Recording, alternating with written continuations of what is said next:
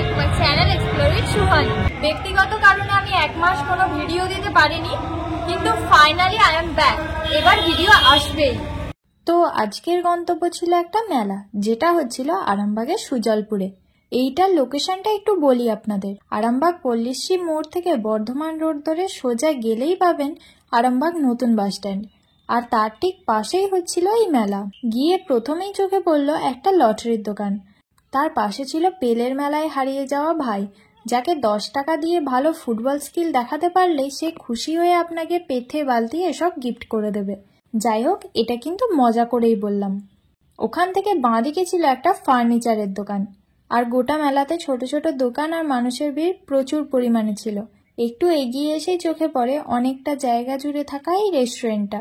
কিন্তু আজ নো খাওয়া দাওয়া, কারণ পেট পুরো ভর্তি, তাই মেলায় আর কিছু খাবো না। আর এই রেস্টুরেন্টের উল্টো দিকেই নানা রকমের খাবারের দোকান ছিল, আইসক্রিম থেকে শুরু করে রোল, ঘুগনি, ফুচকা। আর রেস্টুরেন্টের সামনেই ছিল পাশাপাশি জিলাপির দোকান, তার সামনে আবার ছোট ছোট খাবারের দোকান। মানে এই মাঝখানটায় খাবারের দোকানের রাজত্ব হয়ে গেছে। আর তার মাঝে দু একটা বেলুনের দোকানও দেখতে পাচ্ছি।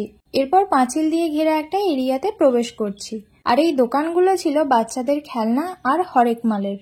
এটা থেকে এগিয়ে দেখতে পেলাম একটা স্ক্যাম, যেটা আমার সাথে কিছু বছর আগে হয়েছিল। এই নাগকন্যার ব্যাপারটা একেবারেই ভুয়ো, ওয়েস্ট অফ মানি।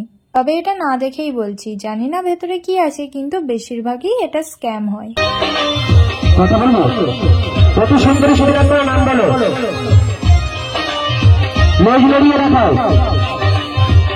তার পাশে ছিল মিনি সাইক্লোন রাইড, আর তার উল্টো দিকে হরেক মালের দোকান।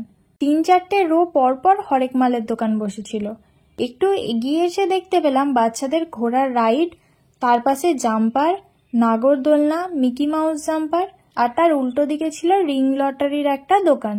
এখানে আশেপাশের দেয়ালগুলো সুন্দর লাইট দিয়ে সাজানো ছিল। এখানে একটু এগিয়ে গিয়ে দেখতে পেলাম পীর সাহেবের সেই মাজার, যেটা উদ্দেশ্য করে এই মেলা। আর এই মাজারটা দারুণ সুন্দর করে সাজানো ছিল। তারপর একটু ডান দিকে এসে দেখি, ও বাবা, এখানে তো প্রোগ্রামও হচ্ছে, যেটা আমার কাছে আনএক্সপেক্টেড ছিল আর জানা ছিল না, কারণ এই প্রথমবার আমি এই মেলাতে গিয়েছিলাম। আর স্টেজের কাছে গিয়ে দর্শকদের ক্রেজটা দেখে আমি তো অবাক। মানে এক কথাই যাকে বলে হাউসফুল।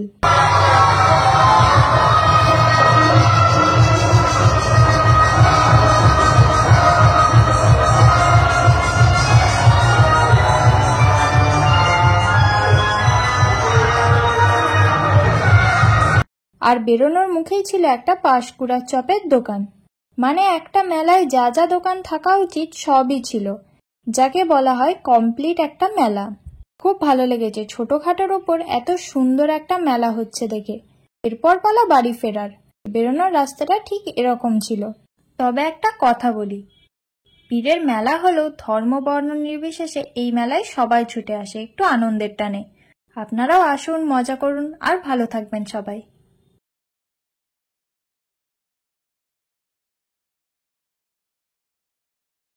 আর বেরোনোর গেটটা এরকম লাইটিং করা ছিল, তার মধ্যে একদিকের লাইটটা একটু গন্ডগোল করছিল, কিন্তু সবকিছুই খুব ভালো লেগেছে।